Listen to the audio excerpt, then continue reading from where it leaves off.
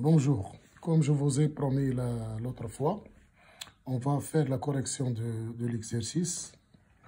Bon, l'exercice, je vais vous lire encore une fois l'énoncé de l'exercice.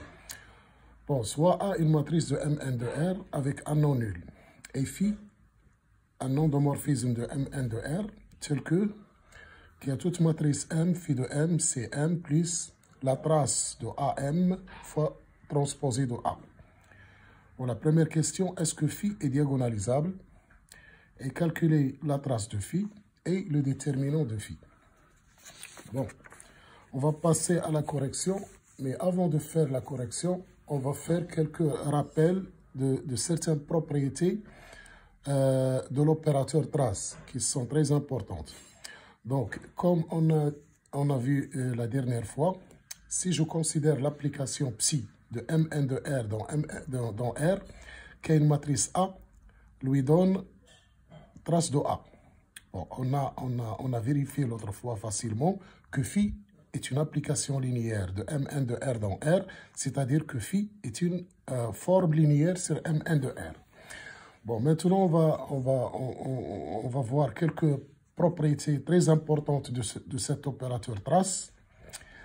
Donc, si je prends deux matrices A et B de Mn de R, la trace du produit AB est égale à la trace de BA. Et la trace du transposé de A est égale à la trace de A. Toutes ces propriétés, vous les avez déjà vues dans le cours, donc c'est juste un rappel.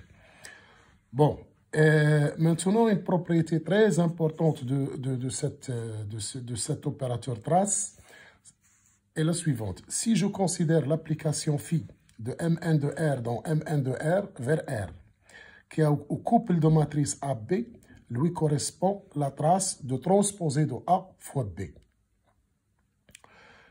Bon, cette application phi est une forme, est un produit scalaire sur Mn de R. Nous allons montrer ça. Bon, pour montrer que phi est un produit scalaire sur Mn de R, donc il suffit de montrer que phi est une forme bilinéaire symétrique définie positive sur Mn de R. Donc, on va commencer par la symétrie parce qu'il va nous faciliter les calculs après. Donc, si je prends phi de AB, il est évident que c'est égal à phi de BA, car on a transposé la trace de A transposé de B est égale, d'après la propriété précédente, à la trace de transposé de A transposé fois B. Et la transposée de A transposé de B, donc j'inverse, c'est la transposée de B transposée de A. Donc c'est la trace de transposée de B transposée de A. Et transposée de A, ce n'est autre que A. Donc c'est la trace de transposée de BA. Donc ce qui est autre que phi de BA. Donc phi est bien symétrique. Donc maintenant, puisque phi est symétrique, on va vérifier uniquement la linéarité à gauche ou bien la linéarité à droite. C'est-à-dire une se déduit de l'autre par symétrie. Donc si je prends lambda émis de scalaire de R carré et trois matrices A, B, C de Mn carré, Mn3 pardon, et je calcule phi de lambda A plus mu BC. Donc par définition, c'est la trace de transposé de lambda A plus mu B fois C, qui est la trace de lambda transposé de A plus mu transposé de B fois C. Donc, c'est la trace de lambda transposé AC plus mu transposé de BC. Et par linéarité de la trace, c'est lambda phi de AC plus mu phi de BC. Donc, on a la linéarité à gauche de phi. Et par symétrie, on a la linéarité à droite.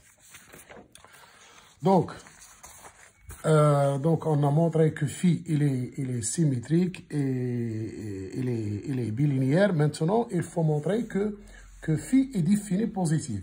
C'est-à-dire, il faut calculer phi de AA.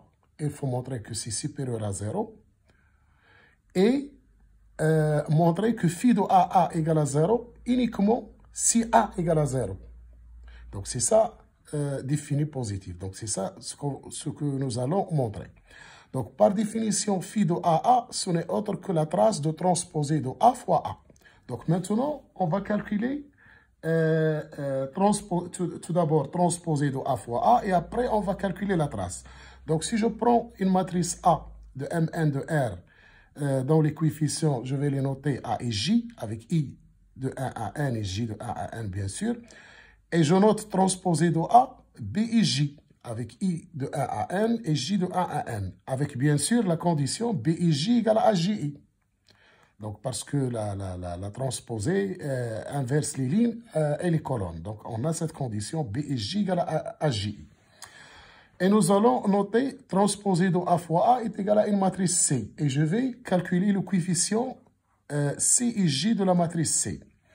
Donc, C et J, donc je vais appliquer bien sûr la définition du produit matriciel.